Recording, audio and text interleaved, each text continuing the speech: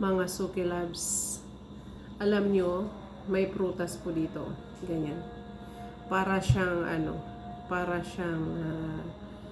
tawag dito. Hindi ko maintindihan yung ano niya. Mapakla siya. Tapos, para siyang super glue. Ang tawag daw po nila dito is barbir. Barbir. Sa Arabic yun. Tapos, sabi nila, ano daw, good for digestion daw. If ever, halimbawa may bakterya ka sa katawan, sa tiyan. Ito.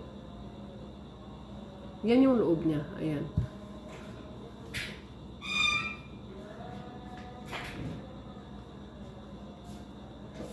Mukha siyang super glue. Kainin mo, super glue daw yan, sabi ni Baba. Ayan. Kasi ito ang isa pang inosente, kaya dapat yan makakain siya ng super glue. Didikit to sa ano. Magdidikit-dikit yung mga ano ko.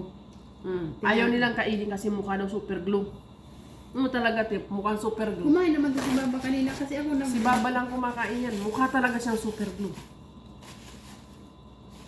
Maano talaga sa bibig. O, diba? So, ayan, nakatikim na rin po siya ng super glue.